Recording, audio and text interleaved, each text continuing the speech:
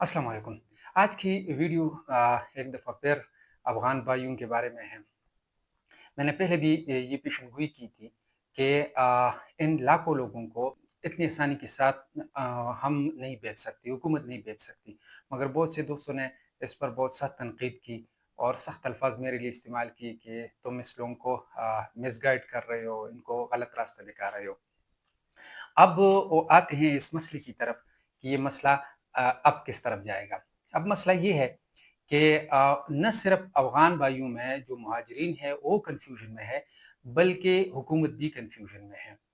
अफ़गान मुहाजिरीन असल में डील करते हैं, सिफ़रान उसको डील करता है, मगर सिफ़रान के पास इस वक़्त बिल्कुल इख्तियारात नहीं है। ये इंटीरियर मिनिस्ट्री डील करती है।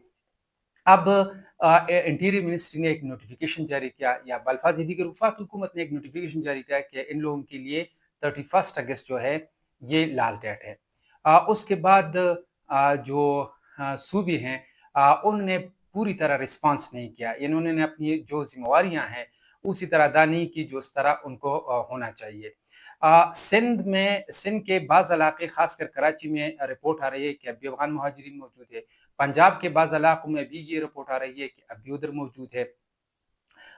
बलूचिस्तान वाले तो खैर वो लगे हुए हैं। दूसरी तरफ केपीके की तरफ आते हैं तो केपीके वाले जो हैं उन्होंने एक नोटिफिकेशन की थी और मैंने बताया इस पर वीडियो मैंने बनाई थी कि एक इंटरेस्टिंग है कि पीओआर कार्ड वाले और एसीसी कार्ड वाले पर आप जबरदस्ती ना करें, और जो गैर कानूनी है जिनके पास कोई दस्तावेजात नहीं है उन पर आप सख्ती कर ले, उनको निकालें।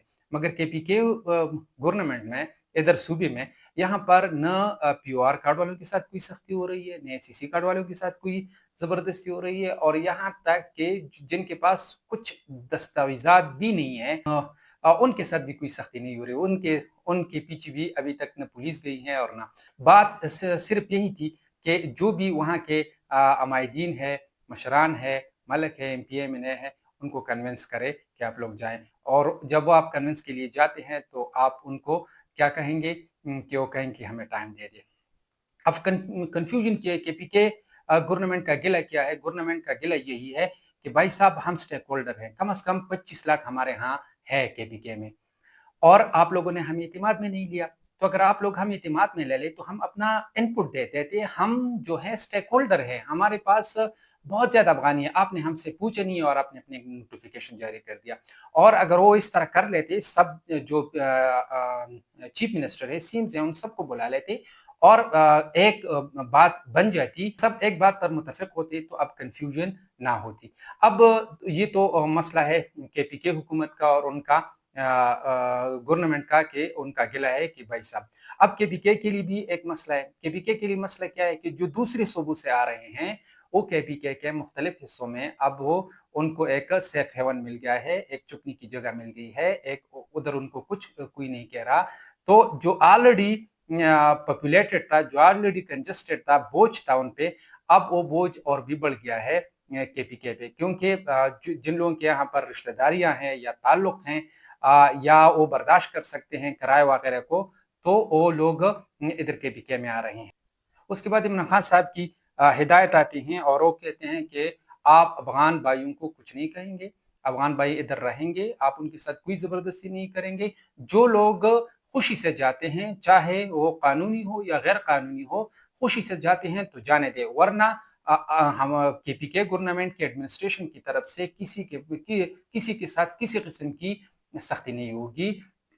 और वो अपनी मर्जी से इधर रहेंगे और जब चाहेंगे वो चले जाएंगे। केपीके गवर्नमेंट कहती है कि इन लोगों के इधर जायदादें हैं, उन्होंने बहुत बड़ी इन्वेस्टमेंट की है केपीके में, और ये लोग, उधर जलजिला भी आया है, ये लोग गरीब भी हैं जो इधर जा रहे हैं, तो आप लोग उनको इतना वक्त दे दें, अपना कारोबार समेट ले और बखुशी यहाँ से चली जाए। दूसरी तरफ वो ये भी कहती है कि यहाँ पर कुछ स्टूडेंट्स भी हैं और मरीज भी हैं, वो भी आए हुए हैं, तो उनको आप रिलीफ देंगे। केपीके गवर्नमेंट ने एक और जो है सबसे हैरानकुन जो उन्होंने मुतालबा किया है, वो यही मुतालबा है कि भाई साहब उनको 3 से 4 साल का टाइम दे दें अरोग नहीं कर सकते तो कम से कम 4 महीने तो जरूर दे दे। और ये बैरिस्टर साहब ने प्रेस कॉन्फ्रेंस में ऑन द रिकॉर्ड का है। केपीके के जितने टॉप लीडरशिप है उनका भी यही मौकफ है कि इन लोगों के साथ कोई जबरदस्ती नहीं होगी, ये हमारे भाई हैं, ये हमारी पड़ोसी है और इनको आप इस तरह नहीं कर सकते, ये हमारी रवायत की भी खिलाफ है और ये बहसीत मुसलमान भी हमें ये जेब नहीं देता कि हम लोगों को इस तरह निकाले। افغانان د چا چې دلته کورونه دي، دلته رشتې دي، دلته کاروبارونه دي، په دې ملک کې پیسې سرمایه‌کاري کړې ده، کاروبارونه جوړ کړي دي، نو زه دا ګڼم چې هغې سره داسې رویه دا بالکل غیر اسلامي هم ده، غیر شرعي هم ده، دا د پښتو د روایاتو خلاف هم ده، دا د پاکستانیت خلاف هم ده، او دا زه دا ګڼم چې د بین الاقوامي قوانین او زموږ د آیین هم خلاف ده. خو به هر حال په سیاسي بنیادینو که دا فیصله دي کړې هم ده، خیبر پښتونخوا حکومت د دې غندنه هم کوي او موږ همیشه افغانانو ته دا ویلي دي چې تاسو ته به دلته کې کم از کم څه مسله نه وي، او دا موږ ورته دا هم ویلي دي چې چاته څه شکایت وي، که د خیبر پښتونخوا د پولیس ته طرف نه د رویې شکایت وي، چا سره ظلم زیاتې کېږي، نو موږ ته په پی ڈی ایم اے په نمبر باندې کالم کولی شي هغه. کے پی کے کی گورنمنٹ کا صاف کرنا تو یہی بھی ہے کہ زلزلے میں سب سے پہلے کے پی کے حکومت نے 35 ٹرک بھیجے، اس کے بعد وفاق حکومت نے 105 بھیجی، یعنی ہر صوبے سے 35 کے حساب کے برابر سے. تو جو کے پی کے کی گورنمنٹ ہے یہ پنجاب اور سندھ کے مقابلے میں معاشی طور پر کمزور ہے، مگر اس کے باوجود انہوں نے بڑھ چڑھ کر خود بھی سیلاب آیا تھا ہمارے ہاں، بہت زیادہ اس کا بہت زیادہ نقصان ہوا، مگر اس کے باوجود بھی کے پی کے گورنمنٹ نے ہاتھ بڑھایا، اپنے افغان بھائیوں کو ان کے لیے مدد بھیجی. بہت سے ایسے صحافی ہیں اور بہت سے ایسے یوٹیوبر ہیں جو کہ کے پی کے گورنمنٹ کے اس فیصلے کے خلاف ہیں کہ آپ کیوں یہ کہہ رہے ہیں کہ ان کو ٹائم دیا جائے، آپ ان کے ساتھ سختی کیوں نہیں کر رہے اور آپ ان کے لیے آواز بن رہے ہیں. تابڑتول حملے ہیں جو کے پی کے گورنمنٹ پر ہو رہے ہیں، مگر وہ اپنے بات سے پیچھے نہیں ہٹ رہے ابھی تک. اوورال جو افغانی بھائی ہیں وہ خوش ہے کہ کم از کم ہم نے جو انویسٹمنٹ کی ہے وہ بھی بچ جائے گی اور ساتھ میں جو بھی ہمارے ادھر جائیدادیں ہیں اور اس کا معقول معاوضہ ہمیں مل جائے گا.